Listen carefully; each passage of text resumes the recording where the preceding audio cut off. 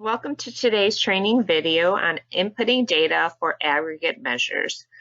You can see that I'm already on my training map page here for aggregate measures. I have a parent measure call volume for the whole division and 3 children measures for the call volume for each of the individual teams. You can see that we've already had the data roll up for one, and when I hover over the little check symbol, it says that all my child measures for this aggregate have been entered. So it's now time to add in additional data for the next month. So I'm going to go ahead and you actually get started with the parent. So the parent measure owner starts the process. Okay, so I'm going to go ahead and go into my edit value screen. And I get started by adding an aggregation date. So the parent doesn't input any of the data that comes from all the children, but the parent needs to organize the data for the database. So they go ahead and set the aggregation date. So I'm going to go ahead and add in my April data. So I hit add. Okay. So when I do that, you see here that the little symbol in March, it was when I hover over it, it says that all my children measures have entered in their data.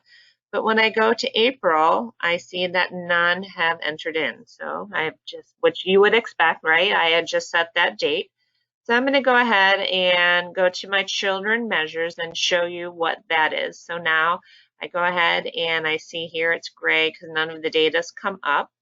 So I'm going to go ahead to my first child measure and go to my edit value screen.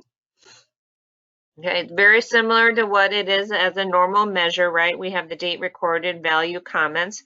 But I have the additional field that I need to set, the aggregation date. So I go ahead and I select my April date and I have my date recorded. I'm going to keep it nice and clean. It actually doesn't matter because the date that matters is the aggregation date.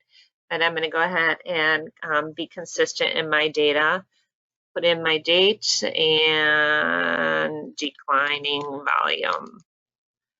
Okay, and I hit add. Okay, so now when I go back to my listing of my measures,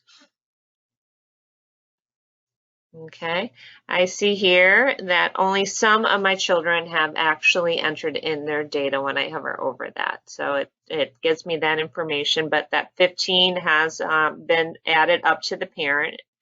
I'm going to go ahead and get some data in for my other 2 children. So again, go open each one up, go to edit values, select the aggregation date, I'll hit 2. Quickly get that added there. That's been saved. I go back. I now see that the first 2 children have been rolled up to my parent. And now when I hover over that, it tells me that some of my measures, my children measures, have gotten their data in. Let's complete the process by getting in my data for my third. Okay, hit edit values, select the aggregation date. Okay, and I'll do a small number and I hit 3. So now when I go back to my listing, I see that everything is grayed in. Okay, I wanted to go ahead and look at my charts.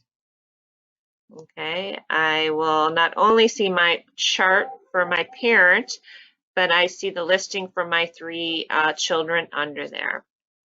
I can also flip over to my child measure, okay, and see that the listing for the parent is above the chart, and I can drill down into the child chart as well. So the key to remembering the additional step for parent-child aggregation is that you have to set that aggregation date. Once you do that, the data inputting experience is the same as a normal measure. If you have any question, please don't hesitate to reach out. Chris Barker, massingenuity.com. Thank you.